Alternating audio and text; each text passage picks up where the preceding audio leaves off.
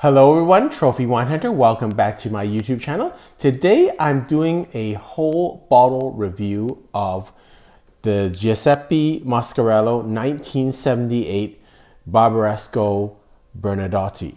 And why I emphasize whole bottle review is I heard another YouTuber talk about this, and I will start to kind of emphasize that with the reviews that I do where I drink the whole bottle. And I guess the difference between a whole bottle review and normal reviews is that most reviewers will just drink either based on a very quick sampling of the wine, or they will drink with a bunch of people and have a little bit of the wine. With certain wines, I will drink the whole bottle. And what the advantage of that is I can drink that over time and tell you how that bottle evolves, and also you know that there is no impediment for me to drink more. Because sometimes when you have a bottle of really nice wine and you split it, let's say 6 ways or 8 ways, you can't just drink as much as you like. And sometimes you'd like to drink it over different scenarios, or you'd like to drink it with different food, or you just don't have that ability. So that's why I emphasize whole bottle review. And I think you'll see that type of nomenclature or that naming more and more, because that is a more realistic way of drinking and reviewing wines, because you are not really a wine professional and just assessing wine based on age. You're drinking it just like a normal person would, which is drinking the whole bottle instead of spitting or tasting or just taking a sample of the wine. This is a very unique wine, and I'm very excited to get this. I bought it at auction. As with any old wine, you always take some risk. And I bought 4 bottles of this. You saw it in my video when I did my trophy wine hunt for the fall season of 2025. This was one of the bottles I brought back, and I've already drunk one of the Barolos, the Giuseppe Mascarello Barolo Valero 1978, which was excellent. I did not review that, but I have another bottle which I will review. And that gave me confidence to open this bottle also. And I'm very pleased to say that this has been a very good experience also. So let's talk a little bit about the winery and this wine in particular. So the winery, Giuseppe Mascarello, was established in Monteforte d'Alba in 1881 by Giuseppe Mascarello. It is now managed by Mauro Mascarello, who is a 4th generation since the 1960s. So between 1920 and 1970, there was no single vintage Barolos made by Giuseppe Mascarello. And I guess in 1970s, they started to produce single vineyard Barolos, and also this one, which is a Mascarello. Now this wine, I can't find a lot of information about this, so if other people know a little bit more than I do, I didn't actually know that Giuseppe Mascarello made Barbaresco, and it might be just in the early days, or it might be just a one-off, because I do not believe Giuseppe Mascarello now makes this wine at all. And I can't find a lot of information about this vineyard. The vineyard site is called Bernardotti, and it is in the Trieste region. I believe, and again, I'm just speculating because I can't find a lot of information, that this may have been purchased by Cerreto, and Cerreto now has a very similar named Barbaresco single vineyard called Bernadotte. And so I think that is the same vineyard site that must have been sold to Cerreto. I don't see a lot of references to this wine other than 1978. And the significance of 1978 is it's one of the best vintages of all time with respect to Nebbielo's, Barolo and Barbaresco. And as people may know, in general, Barbarescos are kind of a, cousin of Barolos. So Barolos are going to be aged a little bit longer, and maybe a little bit more concentration. It's a little bit higher up in elevation, a little bit more tannic. And so you'd think that a Barbaresco cannot age as well as a Barolo. But that's not really true for great producers, and this is an example. So this is 1978, so this is over almost 50 years old for a Barbaresco. And you think, well, it's in general, people think Barbarescos are weaker and won't be able to last, and I can tell you that that's not the case with this wine. So a great producer in a great vintage with great provenance does not follow the rules. And goes back to one of my major points about this channel, is that education is great, but do not take that as a given, as a fact. You do have to drink wines yourself and challenge yourself. And if I had just said, oh, 1978 Barbaresco is probably over the hill, so I would have missed out this great opportunity to drink this wine. And I'm so glad that I took this chance, and I'm so glad it worked out well. I'm also glad that I actually opened this wine with a corkscrew. As viewers and subscribers know, I bought an ASO, and I've started to use that with wines, but I still don't want to lose the skill of opening wines with a corkscrew. And many people probably will say, trophy or being antiquated, that's old school. Why do that when you can actually get a wine out of by ASO? I know, but for me, it's still a skill, and it's still really fun to actually be able to get a wine out or a cork out with a corkscrew. To me, I don't want to lose that skill. I've developed that skill over the years, and I've been very successful at doing it. It takes a little bit longer, but to me, it's something that's fun to me. I'm just going to take a quick video of this label. So you can see it is kind of it's very light in color. It's through aging process, it has kind of lost a bit of its color, but you can see it's 1978, and it's Bernardotti, Barbaresco from Giuseppe Mascarello. Don't see much on the back. I don't see a lot of tannins on this wine, but again, I haven't got to the bottom of it. And then if you look at the color of the wine, it's actually quite a nice color. It is oxidized. It is, you can see some brownness in the wine. On camera, I think it looks a little bit more brown than I see in real life, but it is obviously oxidized a bit, but not in a really, really deep brown color. If I swirl it different ways, you can see it's not really that brown. It's obviously got some brownness to it. So let's talk specifically about this wine and the advantage of doing a whole bottle review. As I've stated in previous videos, my new philosophy with Barolo or Barbaresco Nebbiolo based wines is to not decant them.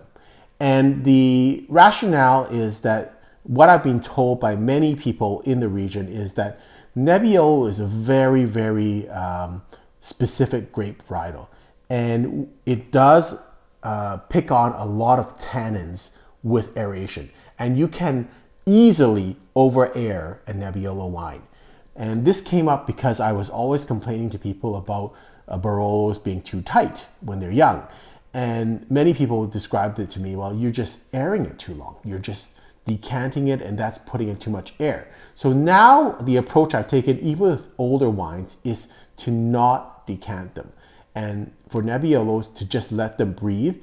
And I guess if they're not as tannic as I like, is to let them kind of breathe and then maybe decant them and then pick up the tannins. So it's kind of opposite to what you think. So with most wines, you decant them so that the tannins will soften. With Nebbiolo, it's the opposite. If you want it to be more tannic, you actually air it. So that's news to me, and it seems to work. So with this wine, when I opened it, it was a little bit on the oxidized side. It had some almost port-like nose components and aromas. It had some really tart cherries and some leather on it. And it was quite tangy with cherries, initially turning to forest floor and tar, some mushrooms, but I noticed a lot of Brett.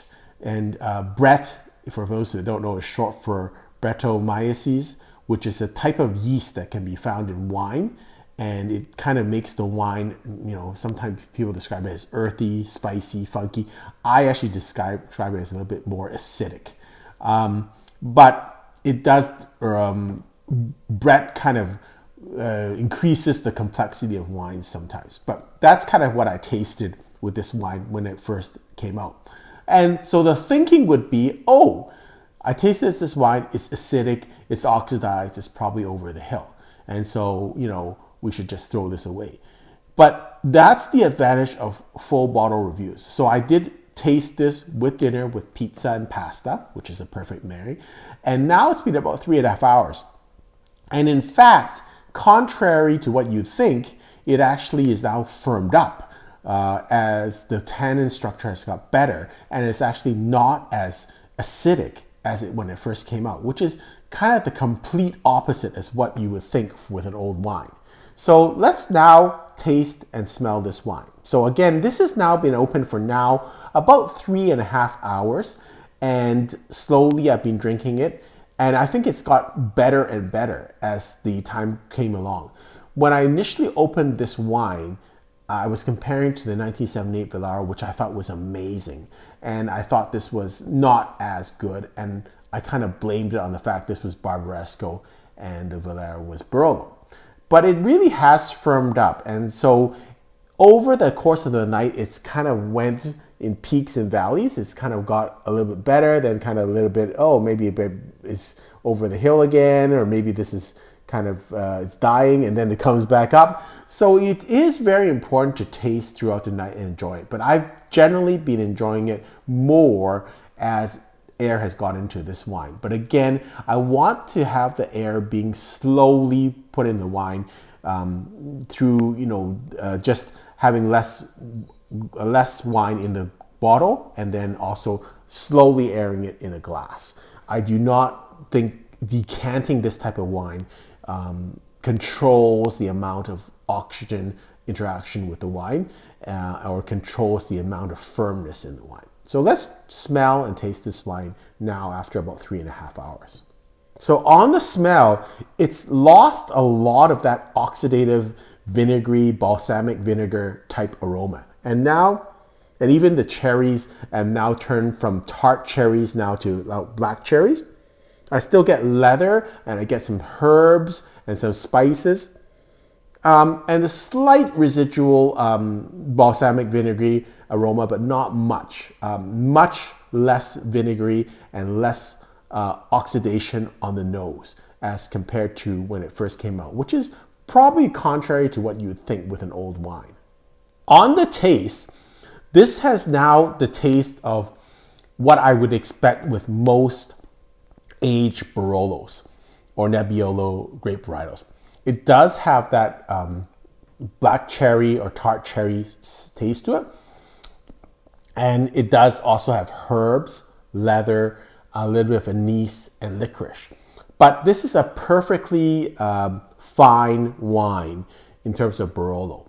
And if I didn't tell you it's a 1978 Barolo, I think most people would expect this is probably a 20-year-old or 25-year-old Barolo, not a 50-year-old Barbaresco.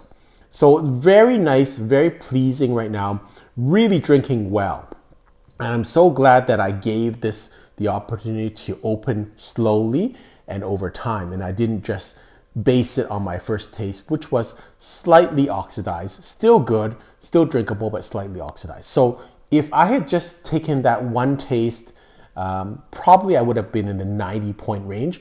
Now I'm closer to 93 points on this wine. It's really opened up, and it's a really magnificent wine to taste. I'm so glad that I had a chance to taste this because, again, I'm not sure Mascarello does make Barbaresco anymore at all. And I'm not sure if I've seen this bottle anywhere else. It looks, when I look online, that I can only find the 1978 vintage, which is an exceptional vintage. But really happy with this wine. Beautiful wine, in my opinion. And just drinking lovely. I don't think anyone would be disappointed in this wine in terms of its taste profile right now.